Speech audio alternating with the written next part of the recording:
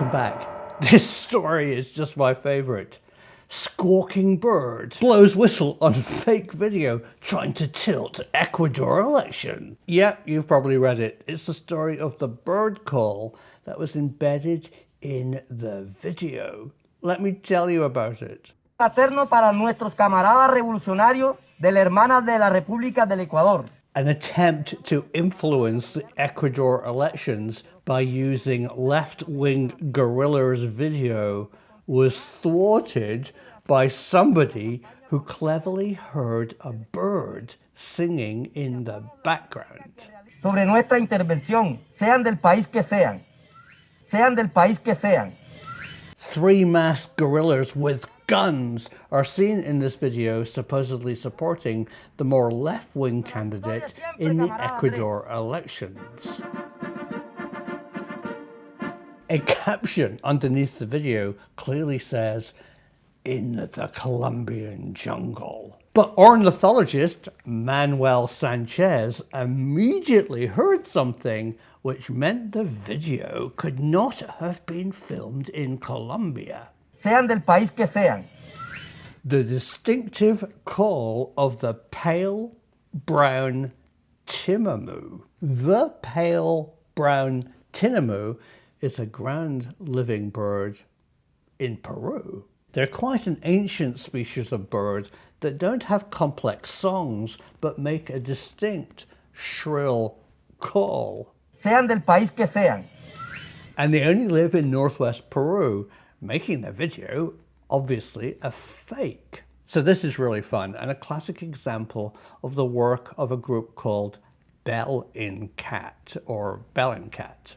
They became famous by looking at tiny details embedded in videos at home on their laptops. Classically, they solved the mystery of the surface-to-air missile that sadly shot down that airliner over Ukraine. Using CCTV footage from gas stations, petrol stations, and other places, they tracked the Russian surface-to-air missile on the back of a truck. They clearly showed using timestamps by measuring the distance of shadows that the truck had 3 missiles on the back of it, and after the airline was shot down, it only had 2. Russia produced this, a fake shot of the airliner supposedly taken from a satellite. But again, Bellingcat blew that one by revealing that Russia had done a Photoshop from an existing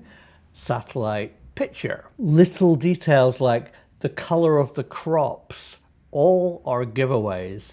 So today, let me talk a bit about embedded secret information in films and video. So you've probably heard the term metadata, and every JPEG, which is a digitally compressed photograph, also includes interesting information such as the camera you used, the time of day, the shutter speed, and if your camera had a GPS chip, its exact location. That kind of embedded information can actually be useful to you. Software like iPhoto on Apple actually sorts your pictures geographically. It gives you a picture of the world and shows you where everything was taken. Ooh. But of course, if you're sharing that picture anonymously, it's got lots of information about you. And that's not the end of it. It turns out that there's 2 levels of metadata. There's the easy to see stuff like the date of the picture, and then there's extended metadata, which is also embedded inside the digital format. So if you decide to share a picture of your favorite member, a family member, to somebody, be careful, because it actually can tell them, or the police, who you are and where you live. And the same with videos. But Bellingcat go one step beyond that. This is a sad but classic case that they solved using very little information. A bit of a tire track and a bush. Well, that was enough for the brilliant people at Bellingcat to work out exactly in the world where this atrocity happened. By looking at foliage types or listening for birds and looking at the length of shadows, they could pretty well pinpoint it to the Middle East. Then just through time and brilliance, they found a bush and a tire track. It turns out that this photograph was taken just a few hundred yards away from a built-up area in a bit of derelict land. And the mystery was solved and the data was passed on to the authorities. So I thought you, as my wonderful and talented viewers, might like to do something that I do. There's a Bellingcat game.